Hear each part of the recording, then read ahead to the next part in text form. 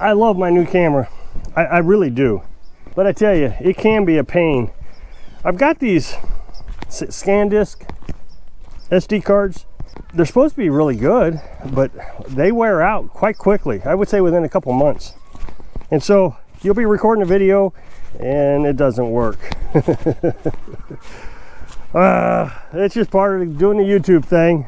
So I've already recorded this video once while I was filling the water. It was much more entertaining than this one's going to be, I would think, because I'm going to let the chickens out if I don't spill their food here.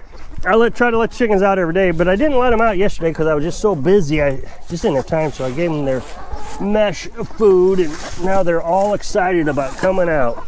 I mean, they've been all excited. Just look at that. Just run out.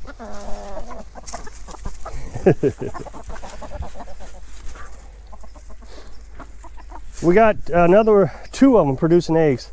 They're supposed to stop producing in the wintertime, so we've been getting about 4 a day, 5 a day, something like that. I guess it was 5. Yesterday we got 7. So that means we got 2 more producing again. And they definitely are older eggs. They're pretty big, so I would imagine it's one of the buffs. That's a buff right there. So I would suspect that here pretty soon they're all going to be producing. The days get longer, we'll get more eggs. So I'm going to check see how many eggs we got now. Somebody said they like my design here. Oh, we only got 1. See, that's a pretty big egg. No, so this is probably one of the Americanas. They're not, this particular one is small and it's brown. Americanas produce colored eggs. Right now we're getting blue and green and brown. I don't really consider that color considering all of them do brown. So I'm gonna sit out here and let the chickens roam around for a few minutes. I didn't bring them any corn because Carolyn gave them all this mesh.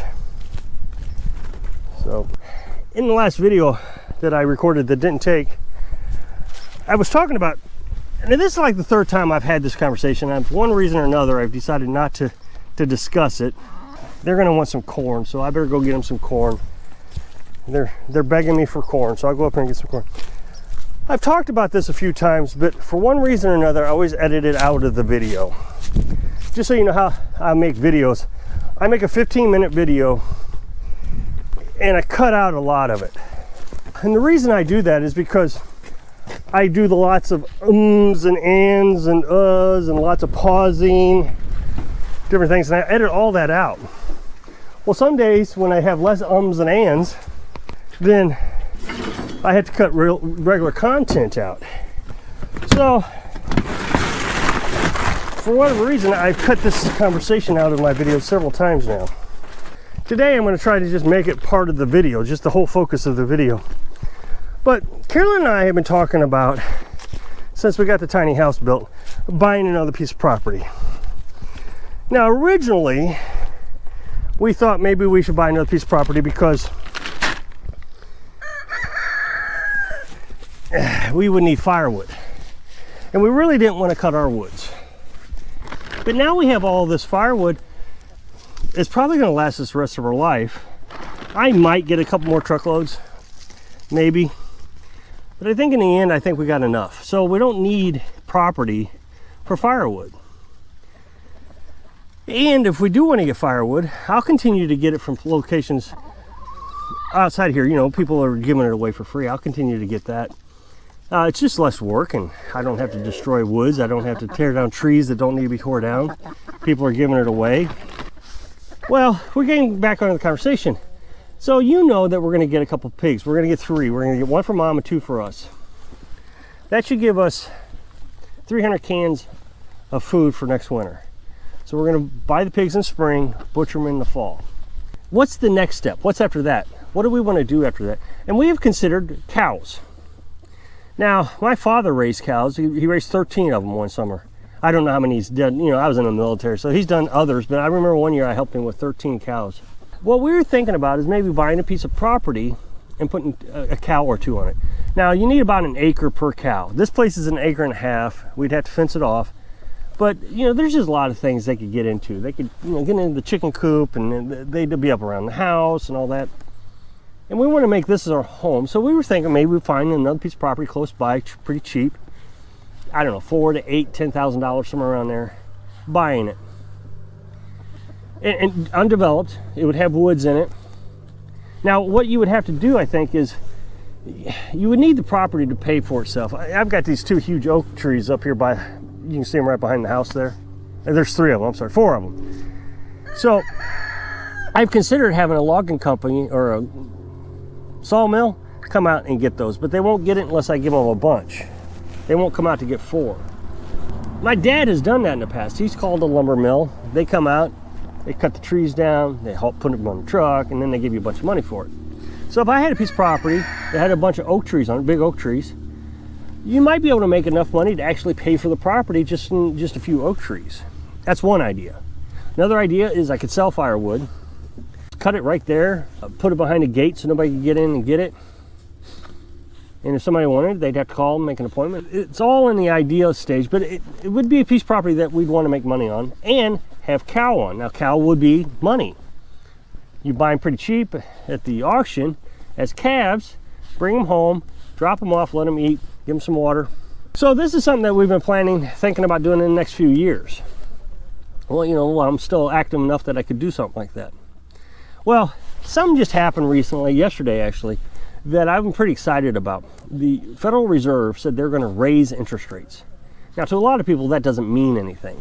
But to me, it means everything. Why does the Federal Reserve raise and lower interest rates? Well, back in the 80s, interest rates were really high. People would save their money, put it in a savings account, and people would borrow money and then pay to borrow that money. It's interest, that's how it works. So you pay interest into the bank, and the bank takes some of that interest and gives it back to the person that put the money in the bank. So basically, the bank is the middleman. That's all it is. It's, I loaned some guy some money through the bank, the guy's paying me back with interest. Well, when the Federal Reserve raises interest rates, that means the guy who borrowed the money, his interest rates go up, which means he's paying me more money in interest that I loaned him. So in the 80s, that was really great. Well, around the 2000 mark, around 2003, the Fed started lowering interest rates down to almost 0. It hasn't gotten very high my entire adult life. A few years ago, I forget when, I started putting money in savings, and the interest rate was 1%. It was a pretty high interest rate, actually. But since then, they just keep lowering the interest rate and lowering the interest rate. I guess when Trump got in office, they started lowering the interest rate again.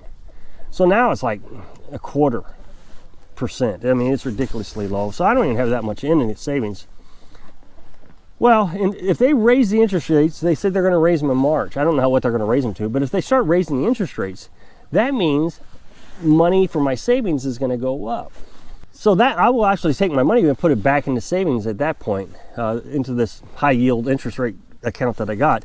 It's still the highest, the one I got, Allied Bank is what it is, it's online banking. They, I think, have one of the highest interest rates of any bank. I think it's in the top 10, let's put it that way. And I really like them, it's easy to use. I'll put all my money back in the savings if that happens. Right now, I just haven't cared because it just really doesn't matter where I put the money. The thing with high interest now is it will bring down inflation. The reason it brings down inflation is because people don't want to buy cars with high interest rates because they can't afford it now. So what happens is the car company, let's say you go buy a car, you got 15% interest on the car, whatever it is. Well, the car company is forced to reduce their price on the car because the interest rate is so high that you can't afford it. So that drives down inflation. Same thing with houses and all that. Now, I'm not too sure that works the same with property. Property prices stay pretty fixed because they're not making any more property. People keep buying it, but there's no more to be made. So property prices just keep going up, whether it's high interest rate or not. Well, of course, we'd pay cash. And it'd be an investment, and it would pay itself back pretty quickly, especially if we started selling firewood and logs to the lumber mill. A lot of people say put your money in gold, and that's fine. You should have a diversified portfolio, I'm sure. But the thing about gold is gold value doesn't change. If I wanted to buy a bag of corn in 1920, let's say with an ounce of, a quarter ounce of gold or whatever it is,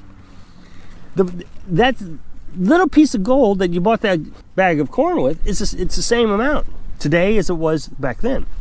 The problem is the value of the dollar has changed so dramatically since the 1920s. So that an ounce of gold that was $10 back then is $1,800 today. It's not worth anymore. It's just the value of the dollar it's nothing. It's junk. And the thing is gold fluctuates. If you buy gold high and the price of gold drops when you need to sell it, I mean, it's possible that, oh wow, I need some cash. I ran into an emergency, so you sell your gold and it went down $100 an ounce. So you've lost that money. So I'm not a big advocate of gold just for simple of that fact. I mean, you might buy some silver or something, same thing. I don't think there's any stability in any market other than land. Now, if you're gonna buy land, here's what we're gonna do. I'm not telling you what to do. Here's what we're gonna do. We live in a poor area, it's very poor. So when you buy property here, it has no choice but to go up in value. It's not like a business is gonna close around here. There are no businesses. Nothing's gonna happen that's going to make things get worse here. So if they put in a gas station around here, well, then the price is going to go up a little bit because now there's value on your property that wasn't there before. But if you buy property in a richer area that's got businesses and manufacturing, and let's say one of those manufacturers, let's say, I don't know, Chrysler, I'm just using that as an example, and Chrysler shuts down. Well, now the property that you just had just tanked. It's worth nothing that it used to be worth. So you lose money. So property is a value if you can buy it in a poor area, even if there's no plans of development. So this little box right here on the screen is to my other channel. I'd appreciate it if you check out the video. Subscribe to the channel if you haven't already. If you like it, I'd appreciate it. So I hope I can inspire you to look out for your future so you can live your dream. Thanks for watching.